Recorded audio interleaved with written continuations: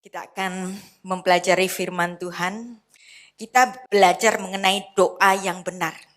Mintalah apa saja yang kamu kehendaki dan kamu akan menerimanya. Siapa di antara kita yang suka menghafal ayat-ayat emas? Yohanes 15 ayat 7 ini juga sebagai ayat emas. Jikalau kamu tinggal di dalam aku dan firmanku tinggal di dalam kamu. Nah ini favorit ini. Mintalah apa saja yang kau kehendaki dan kamu akan menerimanya. Minta apa saja boleh. Lalu bagaimana? Apa itu doa yang benar? Saya mengatakan semua doa benar.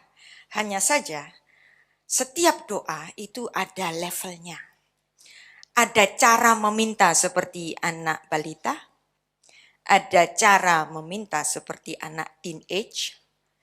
Ada cara meminta seperti orang yang sudah dewasa.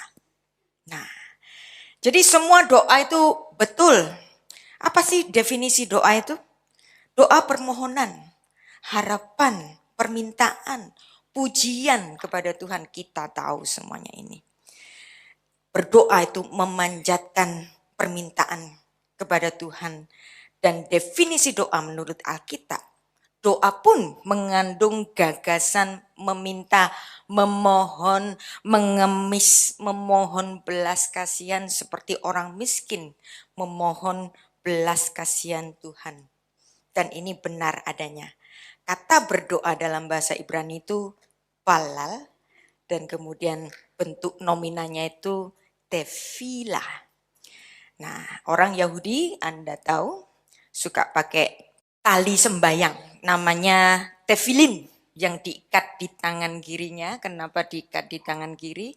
Karena tangan kiri mereka memegang gulungan kitab Taurat di dekat jantungnya di sini. Jadi Torah itu ada di jantungnya orang Yahudi dan kemudian ada ayat yang tertentu ditaruh di kepalanya itu tefilin shel rosh. Jadi tali sembayang yang di kepala, yang ada patamnya di sini, biasanya Ulangan 6 ayat 4. Shema Israel Adonai Eloheinu Adonai Echad. Dengar Israel, Tuhan itu Allah kita, Tuhan itu Esa, monotheism. Dan kemudian ada juga tali sembayang yang ada di tangan kirinya. Karena mereka memegang Torah yang ditaruh di dada kirinya, tempat jantung kita berada. Dan itulah tali sembayang. Dan saya menggunakan kerudung doa, mantilah. Ini biasa yang dipakai oleh saudara kita, orang Ortodoks dan orang Katolik. Jadi ini bukan kerudungnya orang Muslim, ini kerudung doa mantilah. Dan kita di sepanjang Alkitab juga dikasih tahu, minta, cari, ketok. Maka kamu akan mendapat, kita baca ayatnya Matius 7 ayat 7. Mintalah maka akan diberikan kepadamu, carilah maka kamu akan mendapat, ketoklah maka pintu akan dibukakan bagimu. Karena setiap orang yang meminta menerima dan setiap orang yang mencari mendapat, setiap orang yang mengetok baginya pintu dibukakan. Ada ayatnya. Jadi minta apa saja boleh. Jadi enggak ada doa yang enggak benar, semua doa benar.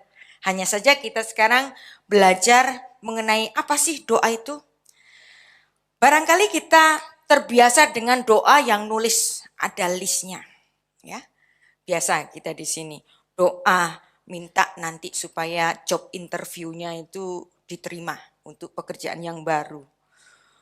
Doa untuk kesembuhan bapaknya. Doa untuk gimana caranya kita dapat rumah yang baru dan nanti mendapatkan pemukiman yang baik untuk keluarga kita. Doa untuk kesehatan, doa untuk bisnis kita, doa untuk iman kita. Nah, doa-doa ini semuanya benar.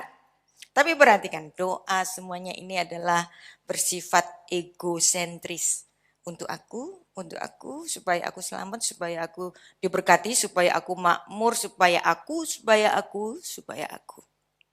Nah, banyak juga di antara kita, kalau ke gereja carinya apa? Cari penghiburan, yang khotbah enak apa enggak? Musiknya enak apa enggak? Song leadernya enak apa enggak? Untukku. Apa apakah ini salah? Enggak 100% salah. Ya. Dan doa itu adalah daftar permintaan. Kita berpikir Allah itu sumber mujizat, penyembuh, pemberi sukses. Maka kalau dekat dengan Tuhan, kita akan zero problem. Tapi sebenarnya zero problem ini enggak pernah dijanjikan Tuhan. Kenapa? Karena Kejadian 3 ayat 19. Tuhan mengatakan dalam kejatuhan Adam itu terkutuklah tanah. Dan ini belum dicabut. Selama kaki kita menginjak tanah yang sudah dikutuk oleh Tuhan, maka akan selalu ada problem. Dan kita harus tahu Kejadian 2 ayat 7. Tuhan menciptakan manusia dengan dua unsur. Unsur pertama adalah unsur tanah. Unsur kedua adalah unsur yang kekal dari Tuhan, yaitu nafas roh yang dari Allah yang dihembuskan sendiri ke dalam hidungnya Adam. Pada awalnya Tuhan tidak berencana Adam ini mati. Menciptakan manusia dengan sangat sempurna, enggak sakit, enggak menua, enggak mati. Tapi Adam menua, sakit, mati. Kenapa? Karena di dalam diri Adam ada tanah. Dan tanah itu dikutuk oleh Tuhan, maka kemudian manusia bisa sakit, bisa menua, bisa mati. Ibu-ibu ada yang mandul, tidak melahirkan anak, dan anak yang dilahirkan ada di antaranya yang tidak normal. Kenapa? Karena unsur tanah mendapat kutuk dari Tuhan. Tetapi yang tanah biarlah menjadi tanah, debu kembali menjadi debu, roh kembali kepada yang mengaruniakannya. Dan unsur debu ini yang dibiarkan Tuhan mati, tetapi Tuhan memberikan penebusan melalui kematian Kristus, maka kita dapat mencapai kehidupan yang kekal dengan iman kepada Yesus Kristus saja. Nah, jadi kalau kita mencari Tuhan hanya untuk sukses, hanya untuk zero problem, itu adalah keinginan yang tidak akan tercapai. Siapapun di level apapun kita akan menemui problem-problem. Dan di sini pun Tuhan Yesus pernah menegur orang-orang Israel sendiri, Yohanes 6 ayat 26, ngapain kamu cari aku? Kamu mau cari mujizat karena perutmu kenyang, kamu dapat roti. Jadi untuk apa kita ke gereja? Untuk kenyang, untuk dapat roti. Ya. Nah, jadi apa definisi doa? Definisi doa menurut sang pemazmur. Mazmur 17 ayat 15. Tetapi aku dalam kebenaran akan kupandang wajahmu. Pada waktu bangun aku akan menjadi puas dengan rupamu. Jadi di sini definisi doa untuk level kerohanian yang tertinggi adalah mencari wajah Tuhan. Tuhan sebagai Bapa tentu tidak ingin anak-anaknya itu balita terus. Dan Pastor Roni di sini tentu tidak akan menggembalakan taman kanak-kanak terus kan. Kita harus semua menjadi orang-orang Kristen yang dewasa. Ada amin di sini. Bagaimana? Kalau kita berdoa tidak hanya untuk berharap untuk lulus ujian, untuk tokoku laris, untuk kesembuhan, supaya aku jangan hidup miskin. Di kitab Wahyu ada salah satu jemaat yang mendapatkan pujian dari Tuhan. Itu bukan jemaat yang kaya raya, bukan jemaat yang luar biasa terkenal, tetapi justru jemaat yang teraniaya.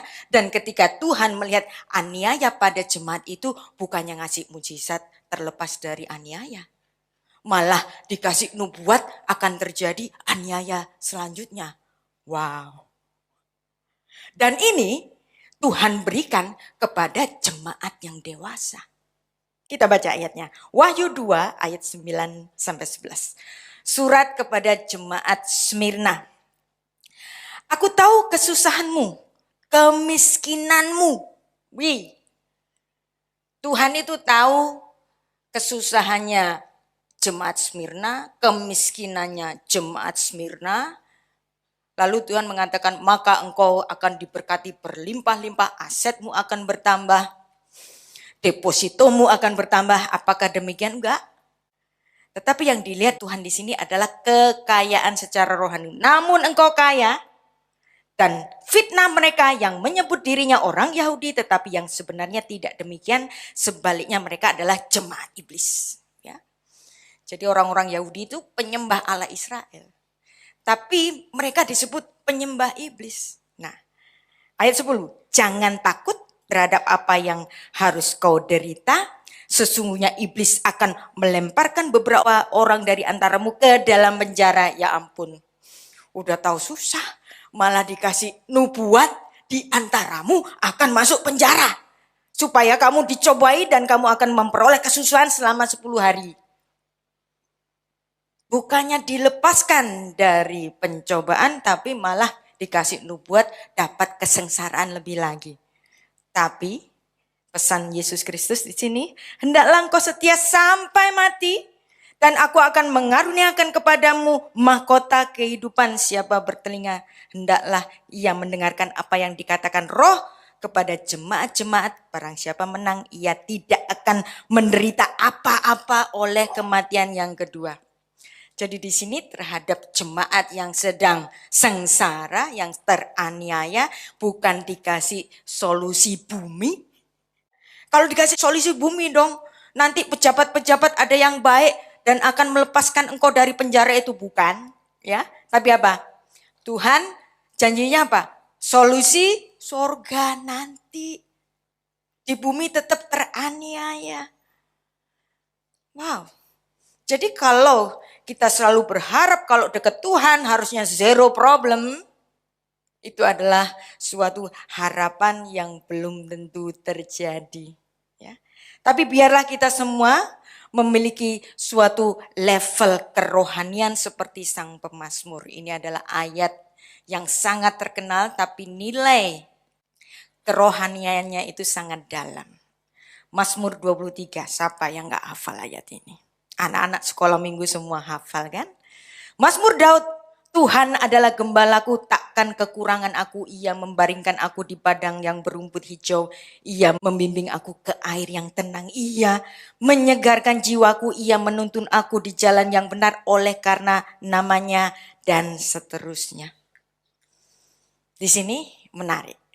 Dan kiranya Mazmur pasal 23 ini menjadi pedoman bagi kita semua.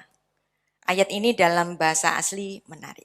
Ya, kita mendapati bahasa Indonesia, Mazmur Daud, Tuhan adalah gembalaku, takkan kekurangan aku.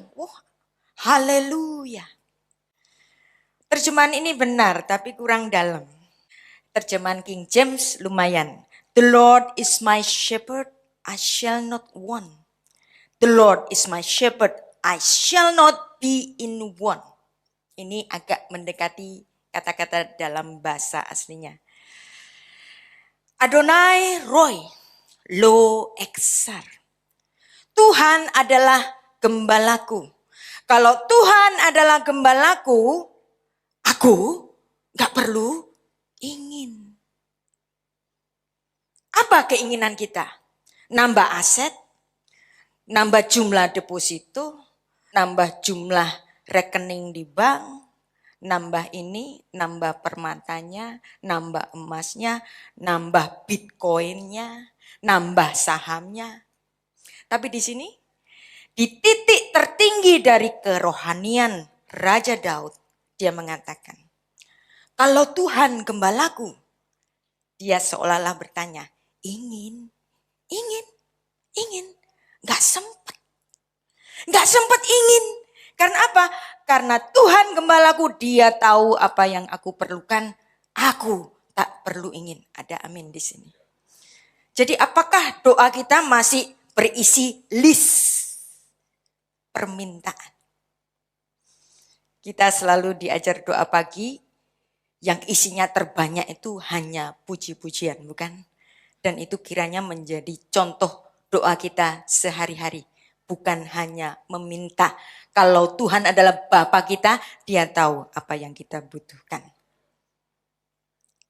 Pada Juni yang lalu kita belajar tentang kata korban. Yang dimana kata korban dalam bahasa Indonesia itu sudah beralih maknanya. Korban banjir, korban kecelakaan, korban bencana alam, korban perasaan. Ya kan? Tapi sebenarnya kata korban itu berasal dari kata Ibrani karaf. Karaf itu mendekat. Jadi korban itu harga mendekat. Roma 6 ayat 23. Upah dosa adalah mati. Hutang dosa adalah mati. Dosa menyebabkan perpisahan antara Tuhan dan ciptaannya. Maka harus ada harga mendekat. Seharga apa? Seharga nyawa.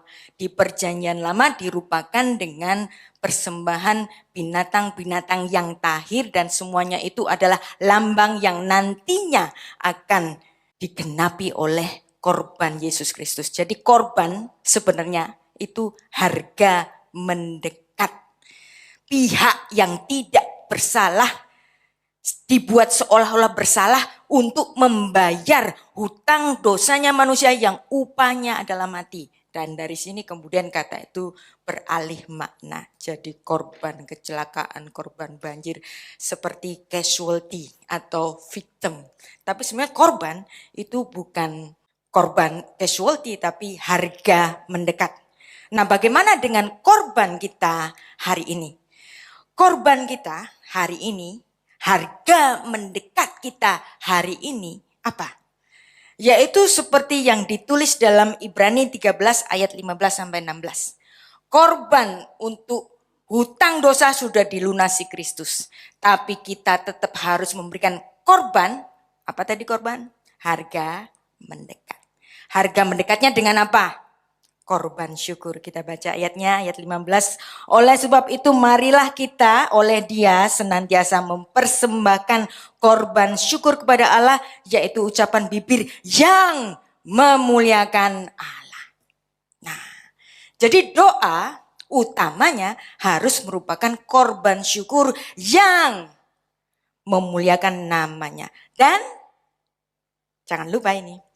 Janganlah kamu lupa berbuat baik dan memberi bantuan. Sebab korban yang demikian Tuhan masih memandang ini. Ini harga mendekatmu. Yang demikian berkenan kepada Allah. Korban untuk dosa sehingga kita selamat sudah lunas. Tapi tetap ada korban harga mendekat kita kepada Tuhan. Korban syukur, perbuatan baik, memberikan bantuan kepada sesama. Ya, kalau orang Kristen pelit, saudaranya susah, kita cuek aja. Tuhan seolah-olah bilang begini, kamu malu-maluin aku. Dan sebagai orang yang sudah ditebus, kita semuanya yang bukan orang Israel ini, kita bukan orang Yahudi kan, bukan bangsa pilihan Tuhan. Tetapi kita diperkenankan masuk ke dalam kahal Elohim, jemaatnya Elohim, kita seolah-olah bangsa yang ditempelkan pada satu pokok anggur.